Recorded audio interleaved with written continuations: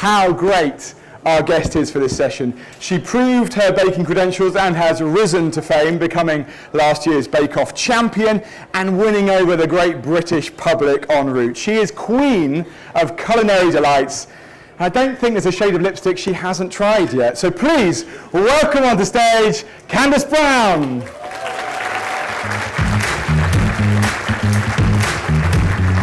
Go on, come take a seat.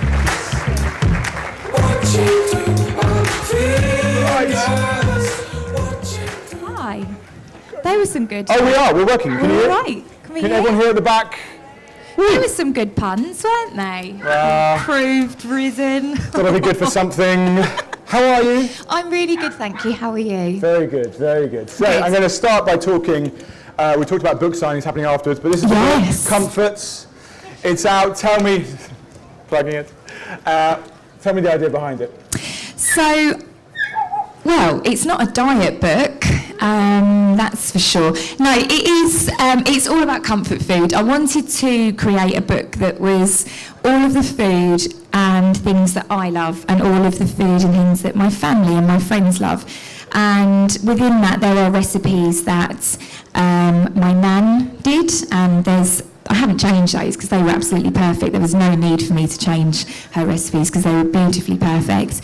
But it's food that sort of sparks memories, sparks nostalgia, and you kind of have that and you think, oh yes, I've had one of those before, or my mum used to make one of those, or my nan used to make that, or I used to have that as a pudding at school, or in my case, 2 puddings. So it's everything that kind of sparks nostalgia, makes you think yes, and makes you feel just like warm and happy and good inside, because I think food can do that, and I think that's a really, really important way to think about food. And I'm very much sort of everything in moderation, that's for sure. So if you want a slice of cake, have a big old slice of cake, and then maybe have a salad later on. I'm that sort of person, so. And that is the order you've done the book in, because it's my kind of cookbook in the sense that I have a very sweet tooth, and you go straight into cakes and brownies and everything else, and you've hidden all the savoury stuff at the back. Yeah, the savoury bits are at the back. So I think if you're going to go for sort of like starter, main course and pudding, you've got your cake for starter. Then you've got like maybe a little tray bake for your main course, and you can have a bit of savoury for your pudding, or you could mix it up and have the main course in the middle, the savoury in the middle, and then another pudding. I mean, I'm quite happy working that way. But with the book, I wrote every single one myself, obviously apart from my nan's one, so I didn't need to change those. But I did it all myself. I wrote it all myself, and I tested every single recipe myself. I had no help with that. Obviously, apart from Liam, who had some very interesting dinners some nights. So what we got for dinner tonight? You got pavlova. Okay. Right. Okay, no worries. And that is unusual though, isn't it? A lot of people get home economists to help, put the book together. Yeah, but I didn't want that. I wanted it to be all mine. I wanted it to do it. I wanted to do it myself, and I'm really proud of that fact. And I wouldn't have done it. I didn't sleep very much, but I wouldn't have done it any other way. So. Are there recipes then that didn't make it into the book? Yeah, there was a couple. There was a couple of ones that I started and thought, do you know what? These are getting on my nerves. They're going to get on other people's nerves as well. So I didn't want it to be the sort of thing where you had to travel an hour down the road to get specialist ingredients or order something off the internet. It's very much, right, I've got this in the cupboard. I haven't got this. I'm going to swap this for this, and it's still going to be fine. And if it doesn't look all right, just eat it with your eyes closed. And you have to keep making them to test they work, to test you've got the measurements right and everything. Yeah. It's very precise. I had a go at making the blondies, and I didn't have quite the right size tin, and there was a bit of burnage as a result. And so I imagine everything is perfectly for that size tin. You've got to get everything right. Yeah, but actually, I'm not a baker either, so yeah. See, I don't mind that if you haven't got the right size tin. I mean, with things like the Victoria sponge, people have done it so they're sort of a lot higher. But I think that's where, if you're maybe less confident in baking, then you follow everything sort of to the letter. Whereas as you start going on, you think, actually, if I do a bigger tin, so it's going to be a bit deeper, it's probably going to need maybe 5 minutes longer so it cooks in the middle because it's thicker in the middle. But with the things like brownies and blondies, they should be going in the middle anyway. So I know you had a bit of an overspill and like the burning smell, but the burning smells go. That's yeah, it has eventually, yeah. Burning smells disappear, and once they're all cut up, they're fine. So. Do you have a favourite recipe? You've got a load of them in the book. What's your absolute favourite? Savoury wise, I think it's the chunky shepherd's pie. It's just, for me, it's the sort of thing I'd want to eat now. I mean, during the middle of our gorgeous British summer that we are having. I don't know, it's rich and it's hearty and it's warming, and that was done because my other half, Liam, he likes to take credit for this one, because I had to I love shepherd's pie, things like this, but he didn't like shepherd's pie with the mince and the potato on top. However, give him a plate of mince and tatties, he's Scottish, he'll eat that, just not in a shepherd's pie or a cottage pie together. So I thought, right, okay, I'll use like chunks of meat, so lamb chunks, that's what it is. So it's big bits of lamb, loads of veg, cheesy leek mash on top, obviously very, very healthy. But yeah, it's just warming and it's hearty, and it's the sort of thing, you know, when you get all the drips running down the edge, and it's actually my favourite picture in the book. It's like one of those things like, I'd burn my mouth on that because I'd be trying to eat it before it even had a chance to cool down. And he will eat it with the potato on top then? This isn't deconstructed, it still is. Deconstructed. You only ever use deconstructed if you thought something's gone wrong, and you say, oh, it's supposed to look like that, it's deconstructed. And when you're putting this together, I mean, who inspires you? I know we'll come on to family in a second, but in terms of other chefs or bakers or people that you've enjoyed their books over the years, what's on your bookshelf? I love cookbooks. I downloaded one once to my Kindle. Obviously, other electronic devices are available, but it just wasn't the same. I love being able to leaf through a book and fold pages over and things like that. So I've only ever done that once. I won't be doing it again. I've got lots. I adore Tom Kerridge. I think he's absolutely incredible. Really, really nice guy as well. He says, "All right, mate," and I'm like, "All right." I go, "Oh, it's Tom Kerridge." Obviously, Mary Berry. I mean, just an absolute queen, isn't she? She's unbelievable. Yeah. And I think I was really fortunate on Bake Off as well, because I was able to sort of learn from her, and also Paul being the most incredible baker. I mean, what they didn't know between them. So I've got a lot of their books, like Tom Kerridge. One of the oldest ones I think I've got is, I've got a couple of Jamie's as well, because they're just so, if you need sort of quick inspiration and dinners, like stuff like that. But I have a lot of magazines and things like that. I go through phases of magazines and I cut things out and tuck them in and things like that. So yeah, I don't know, I take inspiration from everywhere. It could be like a cocktail menu in a bar or something, and I see a flavour and I think, oh, I like that, but I've got a lot of them. But my actual prized possession is my Nan's cookbook, and it's from, I think, about like 1952 or something like that, Yorkshire TV. It's so small, and it's got no pictures or anything in it, but within that were these handwritten recipes that she'd done, and they're the ones that, some of those are the ones that had made it into the book. So that's like my real pride and joy of a recipe book. Yeah, so because the family feature very prominently in the recipes. Yes, they do. So tell us about growing up then, and who were the big characters in your life, and sort of what you learned through them on baking. Growing up we had a really, really good childhood. It was a lot of fun. We grew up in pubs, so Mum and Dad used to run pubs. We were having an interesting conversation on the way down here, actually, about one pub that they run, which was a little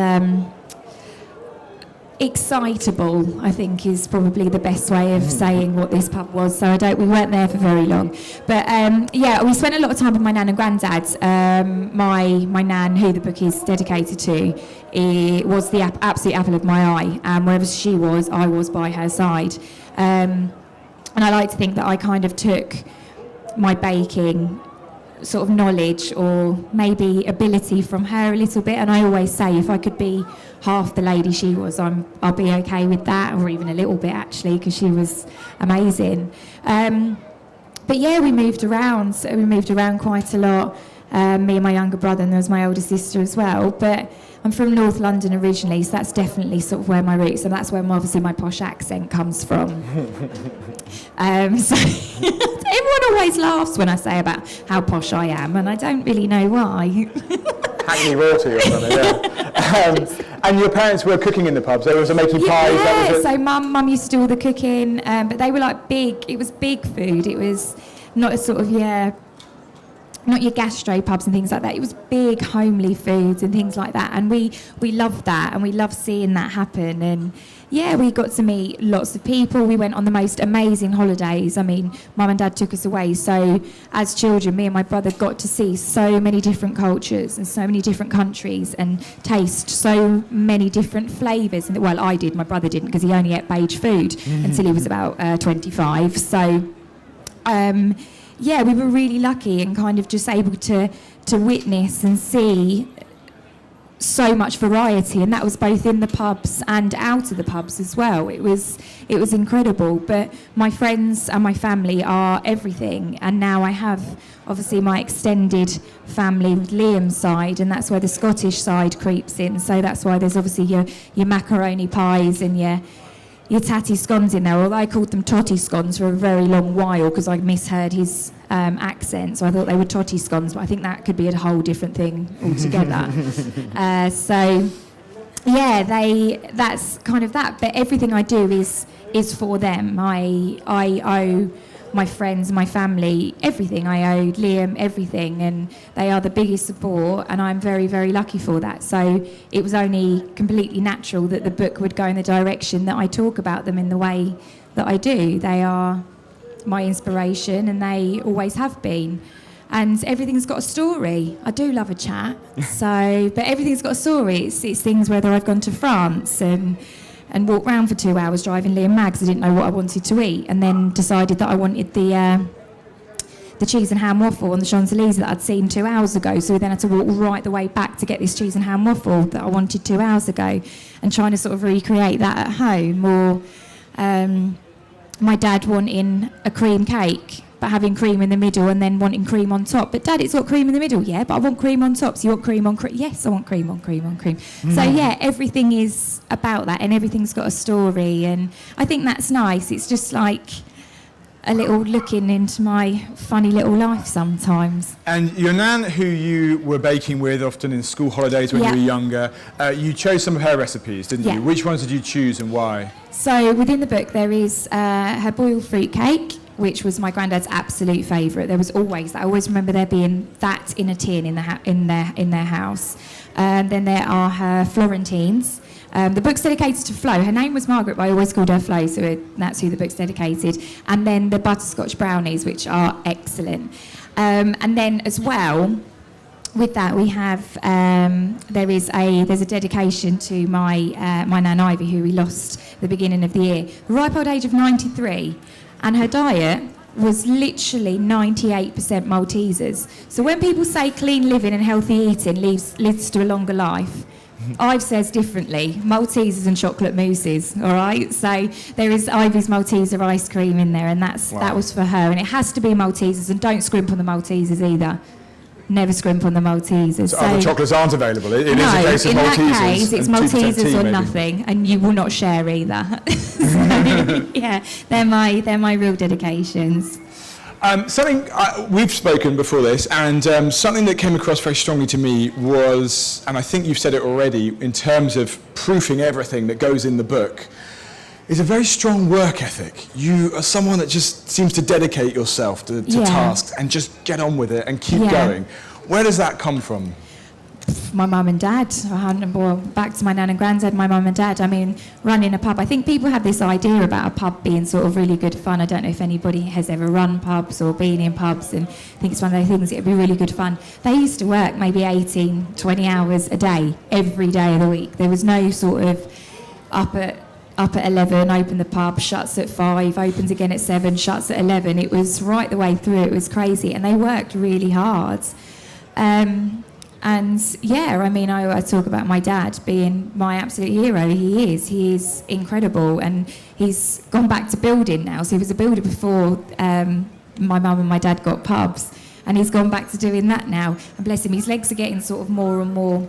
He's getting shorter, I think. I think the more he builds, sort of the houses he builds, he gets a little bit shorter, or he's carrying all these bricks. We're like, oh, Dad. But they're just amazing. Both him and my mum are just incredible, and I think I definitely take that from my brother as well. He's so hard-working. Nothing kind of phases them, and I'm very much head down and get on with it.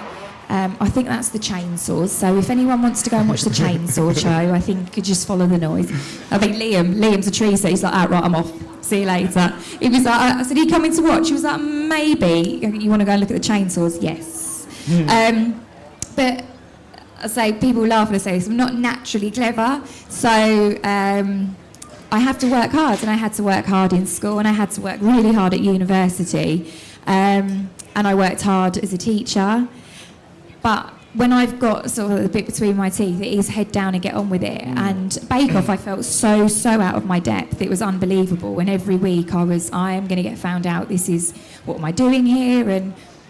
But all of a sudden, like, the pressure, it'd be head down and get on with it. And I still say now, I don't think I was the best baker in the tent, but I worked bloody hard. I worked really hard.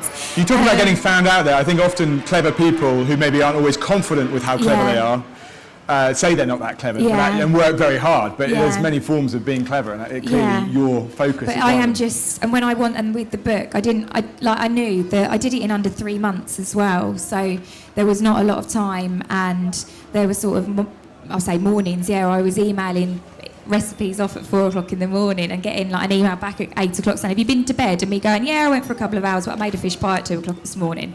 Right.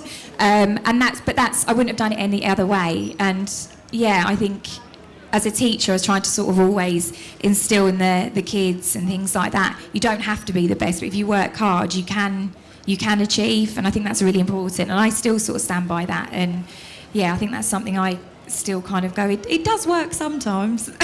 And talking of working hard, is it right you applied for Bake Off a couple of years running, or before the actual one you got on? Yeah, 3 times, so it really was third time lucky. 3 times? Yeah, I don't know why. So people always say, why did you apply? And I always say, I think it's because I didn't think I'd ever get on. Like, honestly, my friends and family were like, really? You're applying? Not as in, like, I couldn't do it, as in confidence-wise. Like, that's a really weird thing for you to put yourself forward for, but I loved it. Right. And it was never, I could do that. It was like, I'd love to do that. And those years when you didn't get on, what happened? You just didn't hear, or they'd get you along and speak to you and let you go again? I didn't hear the first year, and then the second year I heard sort of for the first bit, and then didn't hear again, and then, Wow, and were you watching it at home going, I could have done that? Never I could. It was always, I would love to. And sort of Liam would say, you make a good one of those. Or I'd go away and then make something that was made that week and go, yes, I made it. But I just loved the show and I just wanted to be part of it. Yeah. And tell me about the pressure when you're actually making that show. Because you can love it, but then when you're really up against it, that's tough, isn't it? The pressure, my goodness. I tell you what, it's surprising what you can get done in 1 minute. Like, honestly, you've got 4 hours. You're like, right, 4 hours, go through. Right, you've got 2 minutes. Sorry, pardon? Like, what? Like, as a teacher, I'd be like, 4 hours could take a week. You get in the Bake Off 10, and honestly, 4 hours goes by like that, and you're thinking, but with that pressure, you'd be like, right, I have to get this done, otherwise I'm going to look like a right wally. So it was just head down and get on with it. And that was exactly it with that gingerbread pub. I got asked the other day, have you made it since? No, I haven't. Like, what on earth would I make that again for? I wasn't able to do it before, so I don't know how I did it in the tent, and I'm certainly never doing that again. But the pressure is insane. And we used to blame a lot of things on the tent pixies. So when things go wrong, you go, it's the tent pixies. I don't know. It's tent pixies. Because things would happen and you wouldn't know why. Like week 3 when my bread didn't cook and I didn't know what happened, so I cried. And cried and cried. So at least no one saw. But there's also the pressure building up to it, isn't it? Because you were teaching at the time. Yeah. And my mum, who's an ex-teacher, was like, Candice, best winner there's ever been. Because she was like, how on earth do you teach, like, during the week and prepare your bakes and practice them and be ready to film at the weekend? Yeah. That's nuts. Not a lot of sleep, practice, and a really good concealer. That was literally what got me through, and coffee. But it was stressful, but it was the best time ever. I would do it 100 times over. I loved every single second of it. I had so much fun, but we probably had too much fun sometimes when they're going, this is a competition, and we're like, yeah, sure, playing Twister in the green room, like fighting each other, Scrabble, and they're like, right, they're starting to be competitive now. And we'd go out into the tent and be like, oh, do you want some help? And they'd be like, you've just been fighting over Dobble out the back. And we're like, yeah, but that's board games, that's different. Did you ever think you were going to win it? I mean, when it's Never. getting close? Never. No? No, I still. Who did you think was going to win it in your mind as you were sort of building up to the final? As we were building up to the final, Jane. Jane was in my head from the very, very beginning. I mean, all of them. When I looked around, that was like a real, oh dear, what have I done? Like, I am so out of my depth here. I mean, I don't know if any of you follow or seen some of the work that Kate does. Kate's, like, what she does sugarcraft-wise is unbelievable. And when people start talking about the pictures and showing pictures of what they've done and cakes that they're made, and you're sitting there going, is that an ornament? No, it's a cake. All right, of course it is. And I'm like, look at these flapjacks. I'm all about the flavour, and like I said, if it doesn't look very nice, just close your eyes and eat it. But yeah, I mean, Jane and then Andrew would like make pies that turned like cogs. Very of technical. Course, yeah. But they were just, that was another thing for me. It was like the cleverness of them and listening to them talk, and I'd just be sat thinking, oh my goodness. But never ever did I ever think I would win. It never even crossed my mind, and I think my reaction showed that. There was a talk about doing that funny little river dance when I didn't really know what to do, so I just started going. Again, at least no one saw. Oh wow! Did you have a bestie in the tent? Were you all friends, or was there someone you sort of confided in? Yeah, I don't know. Me and Jane just got on brilliantly. I mean, we all get on so well. We are all so lucky. I think they were saying it's the first year that everybody, because I think people get on well, but as A12, and obviously it does go week by week, but I don't know, you form this really quick friendship, and all of a sudden it's just like, but I mean, you're there from the moment you're with each other, from the moment you get there to the moment you go home. But yeah, me and Jane got on really well. But we all got on brilliantly. Like, Selassie was like my partner in crime. So it'd be like they're trying to film something out the front, and he's laying on his front, and I'm walking along his back. And they're like, what are you doing? Oh, nothing. And he's laying on the floor going, get off! Or Tom's telling me about making a, a Thor hammer out of bread. We're like, yeah, that's a hammer, Tom. Of course it's a hammer. And then playing games in the green room. It was just brilliant. But I don't know. Me and Jane really clicked. Yeah, okay. We really, really did. I don't know, this is a really random question. I've never asked anyone about lipstick before, but... I was about to go, oh no. I just remember there was one shot of like a little notebook on a table. Did you have a little notebook noting what lipstick you wore every week? I'm sure I saw that on the TV. No? Did I? Yeah, of course. I went on the Great British Bake Off and I was writing about lipstick. I'm sure there was like a lipstick cutaway I saw on the camera at some point. No, okay, we'll leave that one there. That might have been Paul's. Yes, probably was. It had the blush in, so it's probably Paul's as well.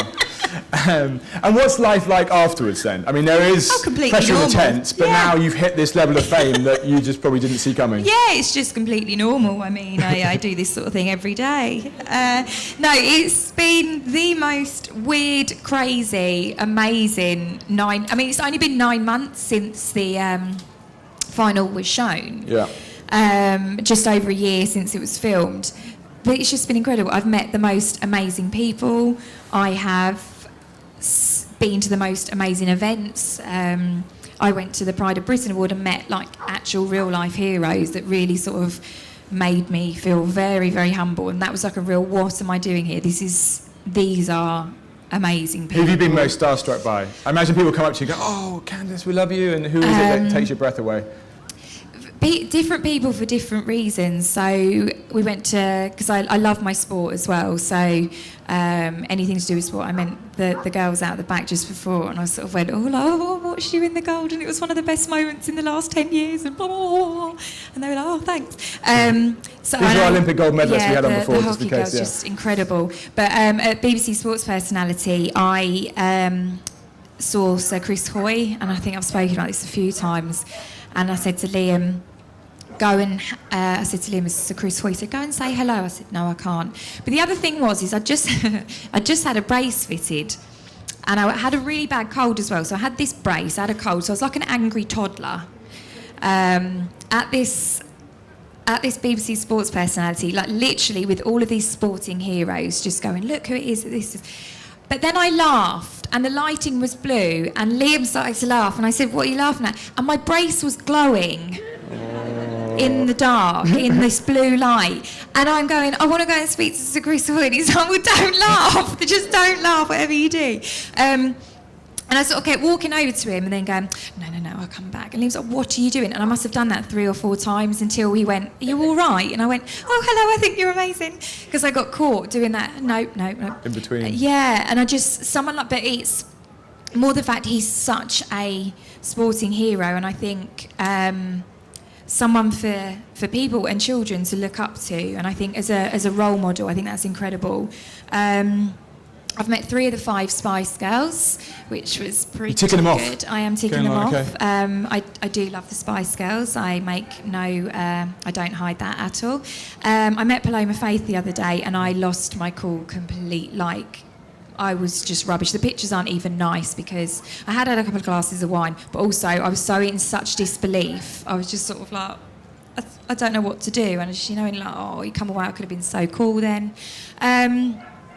Oh, and I also met Sir Stephen Hawkins. I'd like to say I dazzled him with my knowledge. Liam, what did you ask him? I went, don't ask. The theory of baking everything. Yeah, I just started talking about cake, and I was like, that was your big moment, Candice, and you spoke to Stephen Hawkins about cake. There are the great questions in the world, but then everyone loves cake, so there was also a common denominator. I came away like, shut up. Like, yeah, I don't know. And then I think I like Dame Barbara Windsor, who they used to call me that in the tent because I had a problem with innuendo. I've done quite well so far, actually. I blame it's a very different tent, this one. Yeah, I blame the pub upbringing. And I met her, and that was like, oh my God, they used to call me Barbara. And she was like, oh, but where are your bosoms? And I went, oh, Barbara, I don't know. I've been asking that my whole life. And she was just like, I was like, oh, Barbara Windsor's just insulted me, but I love it, and I could die happy. But honestly, I've met the most amazing people, and yeah, I don't often kind of go, oh, but just it's kind of when I walk away and I'm like, what, did that really happen? That's what I do a lot. So, are you going to be watching the new Bake Off? I mean, you're the last winner on the BBC. The new one, Channel 4. Do you care? Are you excited? You're going to watch it? Of course, I cannot wait. And actually, I don't know if anyone's seen, they've just released a little build-up trailer today. Has anyone seen it? Literally before I came on, I saw it.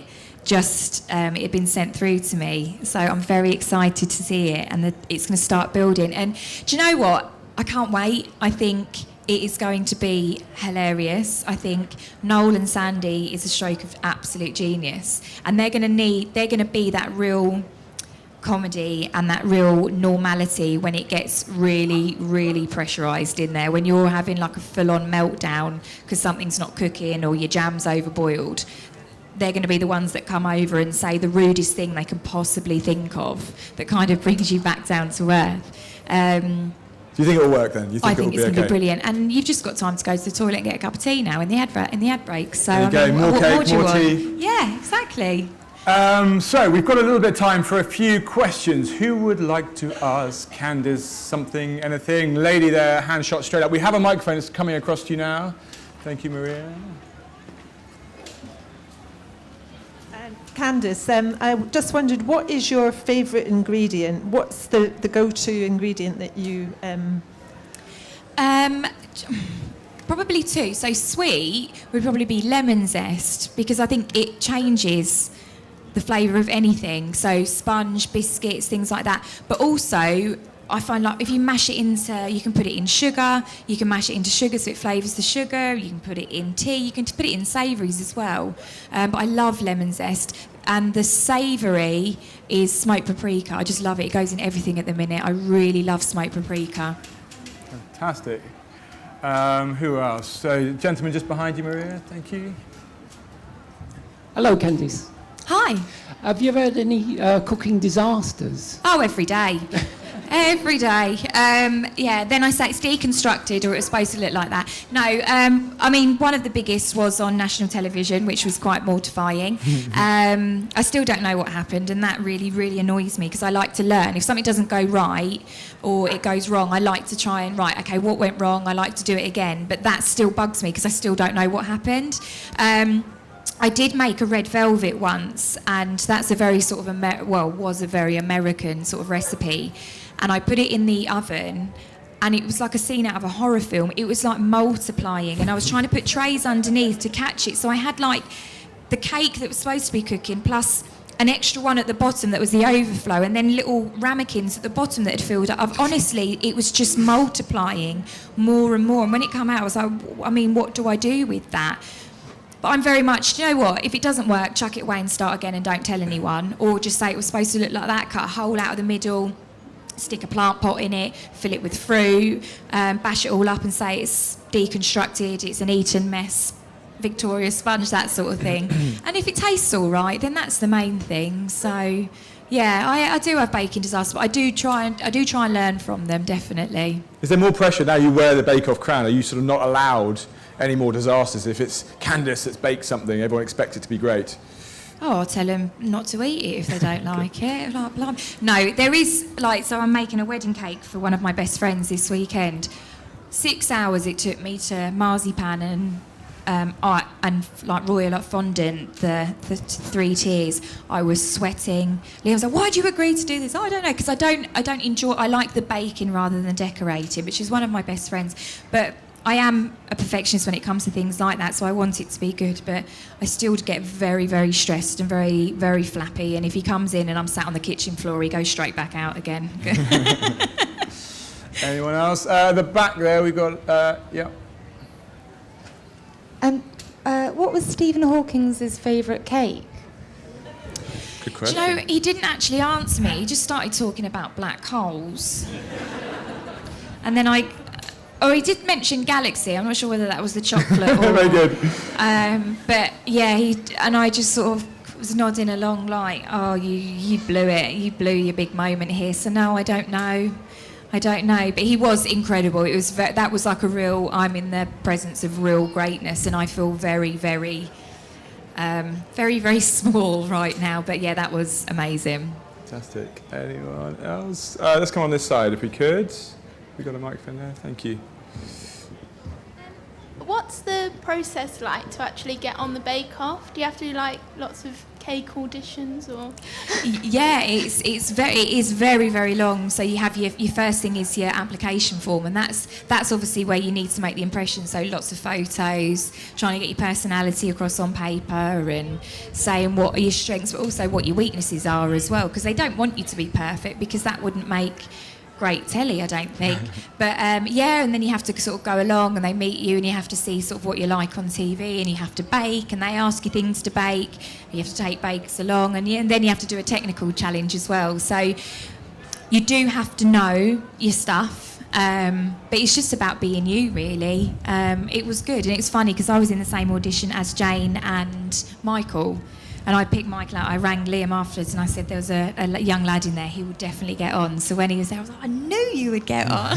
He was like, I knew you would too. I was like, you don't have to say that just because I said it about you. But And you all stay in touch, don't you? You all WhatsApp yeah, now? we've got a WhatsApp group. We speak most days, actually. So amazing. yeah, Val sent us Lot of all a baking little knowledge present there. the other day. Sent us some, was it tea towels and marshmallows through the post. Just love her. Anyone else? Yes, we've got two. So let's bring a microphone here if we can, and then also a lady there. That's perfect. Let's start over there. That would be great. Thank you. Hi. If you're going to cook Liam a meal, what would his favourite meal, like if you know, obviously you do a lot of cooking for him, so if you really wanted to make it a special dinner for the two of you, what would you cook him?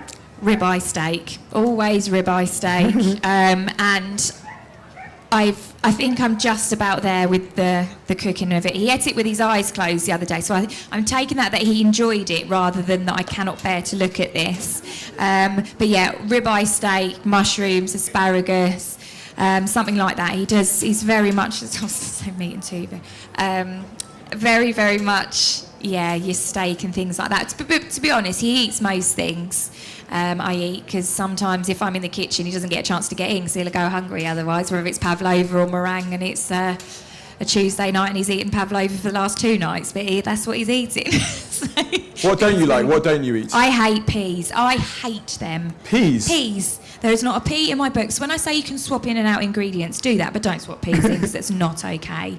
I don't like peas, and I don't like hard egg yolk. You all know now. Sir? Now you've won Bake Off. Yeah. What's your next big ambition? How do you see the next 5 or 10 years developing? Do you know what? When I get asked this, I always say I don't know, because I have no expectations, because I didn't expect any of this. So all of this is very much a massive surprise.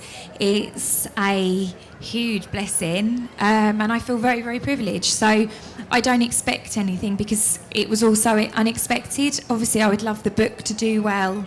I think sometime along the line, I would love a little cake shop, just something very, very small. It was one of the first things I spoke about to Liam when we got together all those years ago, about having a cake shop. So at some point I would love that, but I don't know. I feel so lucky to be in the position I am now and enjoying what I'm doing, that when things sort of kind of get thrown my way, or the last week just makes me laugh, the different bits and pieces that I've done, I kind of go with it and I laugh and I think, yeah, and then I kind of take stock and go, wow.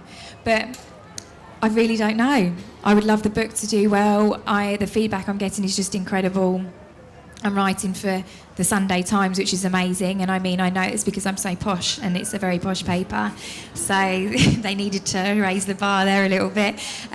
So something like that I would love to, because that really, that makes me feel really good. I feel really proud of that. I'm sure we'll see you on TV again, because you're very comfortable in your own skin. You know, you're kind of very natural. You go with it, just don't like you? talking. Right, well, okay. I just like talking. I did warn you. I've always liked talking. Mum said you just talk to everybody in the pub. But I would love to. But as I said, with the TV things, I'm under no illusion that the area is so jam-packed with the most incredible cooks and bakers and things like that. And I don't know if I know any better or anything different to those people, so I know it's a hard one to get into. I would love maybe the opportunity to show and we'll just talk a little bit more maybe, but yeah, we will see, and if the time comes, I will be sure to take it and run with it for sure. Wonderful. Look, I'm sure you're going to go on to great things. It's a wonderful book. Best of luck with it. Ladies and gentlemen, Candice is going to go next door. She's going to do some book signings. So if you want to kind of meet her, get a book signed, in that white tent just to your left as you come out of the theatre is where she is going to be. Thank you so much. Thank you to Candice. Thank you Thank so you much. to Quilter Cheviot for sponsoring this theatre and making it happen. Please check out their photo competition, which is just on the next avenue to your left again when you pass and go out the theatre. But one more time, a big round of applause, please, for Candice Brown. Thank you very much. Thank you.